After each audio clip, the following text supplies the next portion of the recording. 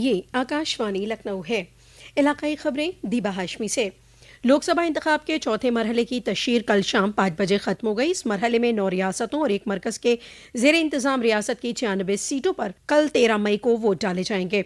चौथे मरहले में रियासत की जिन 13 पार्लिमानी सीटों के लिए वोटिंग होनी है उनमें शाहजहांपुर, खीरी, धौरहरा, सीतापुर, हरदोई, मिश्रिक, उन्नाव, फर्रुखाबाद, इटावा, कन्नौज, कानपुर, अकबरपुर और बहराइच शामिल हैं। इस मरहले में कई खुसूसी उम्मीदवारों की सियासी अजमत दांव पर लगी है।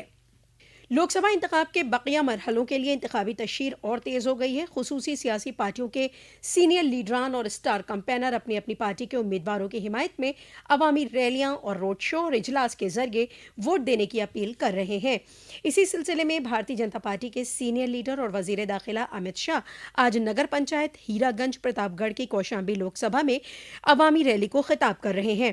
इस दौरान उन्होंने आवाम से अपने उम्मीदवार के हक में वोट देने की अपील की। उन्होंने कहा कि 3 मरहलों में वोटिंग जो हुई है उसमें जनाब मोदी 200 पार पहुंच गए हैं। अब चौथे मरहले में उन्हें 250 के पार पहुंचाना है। वजीर दाखिला अमित शाह आज रायबरेली में रैली को खिताब करेंगे, जहां से कांग्रेस के साबिक सदर राहुल गांधी इंतखाबी मैदान में हैं। जनाब शाह बाद में प्रतापगढ़ और गोंडा में भी एक रैली को खिताब करेंगे। दरियासना भारतीय जनता पार्टी के सीनियर लीडर और वजीर आला योगी आदित्यनाथ सीतापुर, बहराइच और अमेठी जिले की असेंबली हलकों में इंतखाबी तशहीर करेंगे। वो अमेठी में मेंबर पार्लियामेंट स्मृति ईरानी के हक में अवामी रैली को खिताब करेंगे। जनाब योगी आज लोकसभा हलके मोहनलालगंज में अवामी रैली को खिताब कर रहे हैं। दरियासना समाजवादी पार्टी के सुप्रीमो अखिलेश यादव आज बाराबंकी में अवामी रैली को खिताब करेंगे। साथ ही कांग्रेस की कौमी जनरल सेक्रेटरी प्रियंका गांधी आज रायबरेली में नुक्कड़ सभाएं करने के साथ ही साथ इन सभाओं को खिताब भी करेंगी। इस दौरान प्रियंका गांधी आवाम से राहुल गांधी के हक में वोट करने की अपील भी करेंगी। फर्रुखाबाद लोकसभा हलके में 13 मई को सुबह 7 बजे से वोटिंग शुरू हो जाएगी। इसके लिए सातनपुर आलू मंडी से पोलिंग पार्टियां वोटिंग मराकज के लिए रवाना हो रही हैं। सभी पोलिंग पार्टियां वक्त से अपने पोलिंग बूथ पर पहुंच जाएं। इसके लिए जिला मजिस्ट्रेट और पुलिस सुपरिटेंडेंट समेत आला अफसरान सुबह से वोटिंग मराकज पर मौजूद होकर रवानगी की निगरानी कर रहे हैं। इन पोलिंग पार्टियों के साथ बीएसएफ, सीआरपीएफ, पीएसी और सिविल पुलिस को वोटिंग मराकज के तहफ्फुज और पुरअमन वोटिंग कराने के लिए रवाना किया जा रहा है। दरियासना कानपुर लोकसभा सीट पर वोटिंग के लिए नवीन गल्ला मंडी से पोलिंग पार्टियां रवाना हो रही हैं। दरियासना हरदोई में लोकसभा आम इंतखाब 2024 में कारकुनों को बूथ अलॉटमेंट के लिए वोटिंग कारकुनों का तीसरा रैंडमाइजेशन मुनक़िद हुआ। इसी के साथ ही वोटिंग कारकुनों और माइक्रो ऑब्जर्वरों को बूथों का अलॉटमेंट हो गया। जिला मजिस्ट्रेट मंगल प्रसाद सिंह ने बताया कि ड्यूटी की तकसीम पोलिंग पार्टियों की रवानगी से कबल कराई जाएगी। वजीर आजम नरेंद्र मोदी 14 मई को पर्चा नामजदगी दाखिल करने के बाद काशी की आवाम के साथ मुज़ाकरात करेंगे। सिगरा वाक़ई बैनुल अक़वामी कन्वेंशन सेंटर रुद्राक्ष के मीटिंग हॉल में बूथ कारकुनों, ओहदेदारों और अवामी नुमाइंदों को खिताब करने के साथ ही साथ मुख्तलिफ मज़ाहिब के दानिश्वरों को खिताब करेंगे।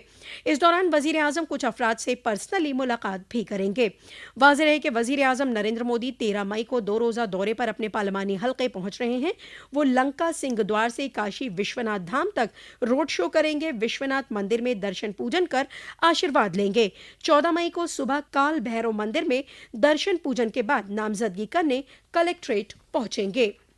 भारतीय जनता पार्टी के सीनियर लीडर और वजीर दाखिला अमित शाह ने आज बनारस के कैंटोनमेंट में भारतीय जनता पार्टी के मीडिया सेंटर का इफ्तिताह किया। भारतीय जनता पार्टी की जानिब से इलेक्शन की तैयारियों की जानकारी इस मीडिया सेंटर से हासिल की जा सकेगी।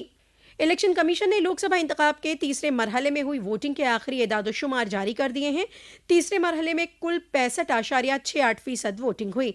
इनमें तकरीबन 66.89% मर्द, 64.41% खवातीन और 25.2% थर्ड जेंडर शामिल थे।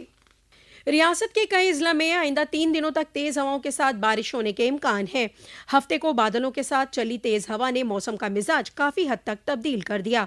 दोपहर में कुछ देर के लिए तेज आंधी भी आई। इससे दर्जे हरारत में तकरीबन 5 डिग्री की गिरावट दर्ज की गई। बादल और हवा की वजह से गर्मी में कमी आने से अवाम ने राहत की सांस ली। माहिर मौसमियात मोहम्मद दानिश ने बताया कि आइंदा 2 से 3 दिनों तक मौसम का मिजाज ऐसा ही बना रहेगा।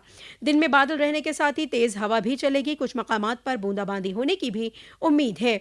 महकमा मौसमियात ने कासगंज, हरदोई, फर्रुखाबाद, शाहजहांपुर, बदायूं में येलो अलर्ट जारी किया है। मौसम माहिरीन मोहम्मद दानिश ने बताया कि पछुआ हवा के साथ साथ मशरकी और मगरिबी हवाओं के मिलने की वजह से मौसम में ये तब्दीली हो रही है।